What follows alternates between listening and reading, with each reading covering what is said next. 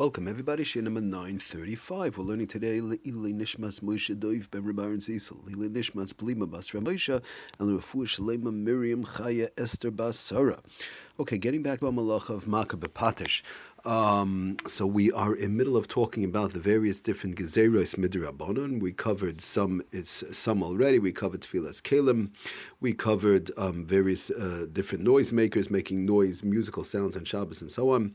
And we started talking about, we took a small break last year. We spoke about the inyanim of we spoke of fixing a zipper. We said sometimes somebody has a zipper broken. Okay, now getting back to what we started talking about a couple of shiurim ago, another gezerah midrabanan, which is perfuming clothing and other objects, putting a nice smell into items, object. We started talking about that. In Lamaisa, we brought it down. It's in Hilchos Yomtiv. It's in Siman Tav Kuf Yud Aleph in the Hilchos Yomtiv, and that's where the Gezerah is brought down. Now the question is, we started talking about what exactly does it apply to? We spoke about that in Lamaitz. It does apply to clothing, it applies to furniture, it applies to carpets, curtains. In other words, if somebody takes something, a nice spraying thing, it doesn't have to be B'davka perfume, a nice spraying thing, and they spray up these things, that's not supposed to be done on Shabbos. You're putting a nice smell, a perfuming smell into these items on Shabbos. Now, the question is, to start off today's share is, what about food? Does it apply to food? And what about the human body? Does it apply to the human body? That's the question.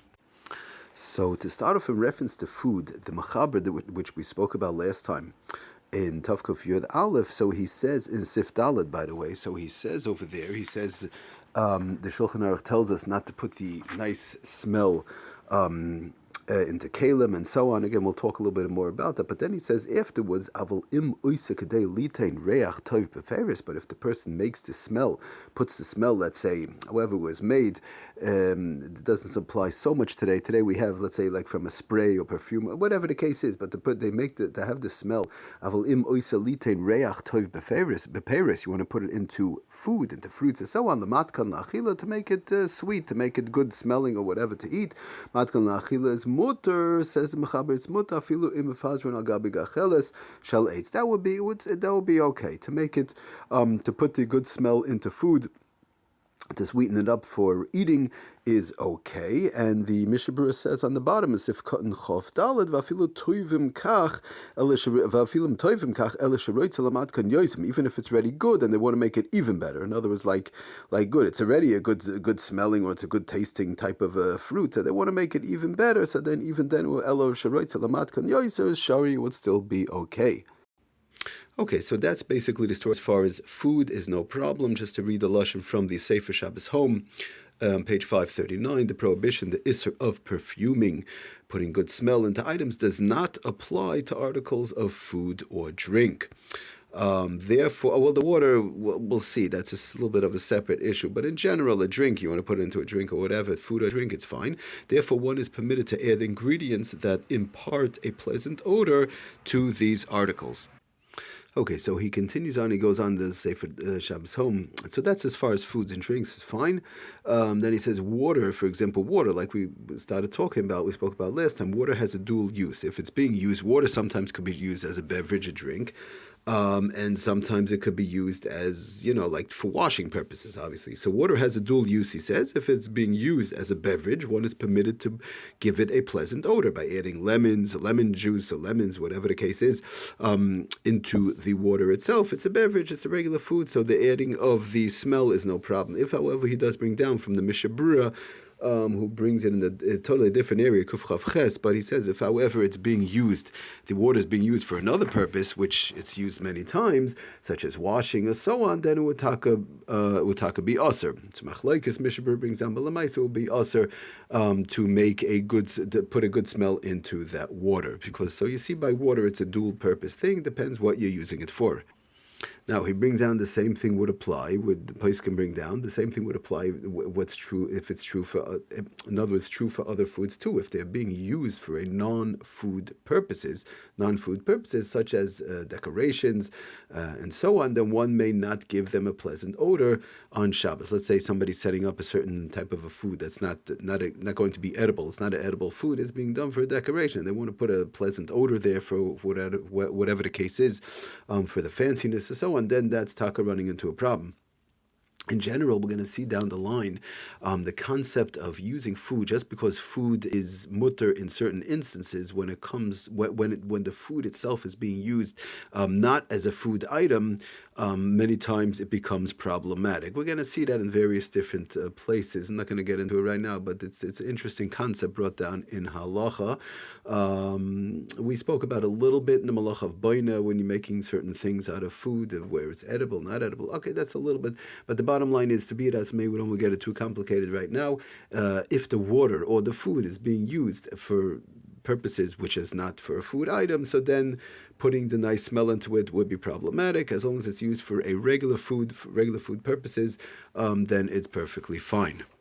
Okay, so now one more quick thing in reference to the human body. What is the issue with the human body as far as putting perfumes and these type of things? So Lemaisa the Shmir Shabbos Kehilchasa, Reb Simcha ben Imkonen brings down the Shabbos home, brings the Shmir Shabbos Kehilchasa and Perik Yudalit Halacha Lamed Beis, that says straight out, while perfume may be applied to hands or other parts of the body. Regular, in general, deodorants, perfumes. Deodorants, when we say deodorants, we're talking about spray. We're not talking about the roll-ons and the other ones that are all osir, mareach, and other isurim, but the regular sprays, soaping that on the human body, hands or whatever, so that is fine. It brings down, like we mentioned, it must not be applied to a handkerchief, cloth, or any other type of a clothing article, but the body itself is fine.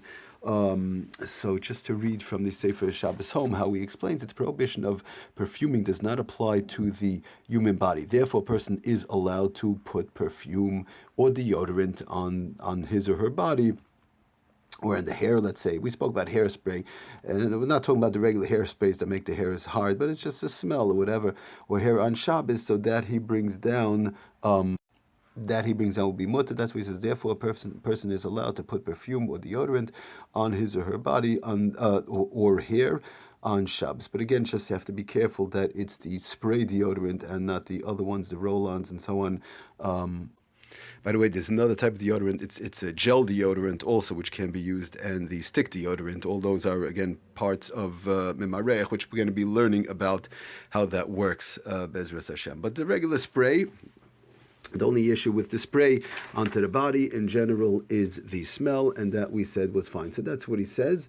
Explains the Sefer Shabbos Home. He just finishes off. Although this generally will result in one's garments also acquiring a pleasant odor, it's nevertheless allowed. In other words, if somebody puts on deodorant, it might hit their undershirt, it might hit their outer shirt, or whatever.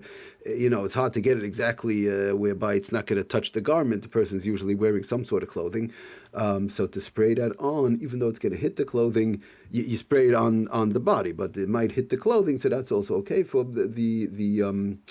one is usher to only deliberately perfume garments. In other words, I have my shirt, my handkerchief, my whatever, and I want to spray it. That's where the isser is on Shabbos. So perfuming that occurs incidentally. In other words, it's like possibly a psikresha or by mistake. Not really, I shouldn't say psikresha. It's by mistake, whatever the case is, or it's hard to avoid.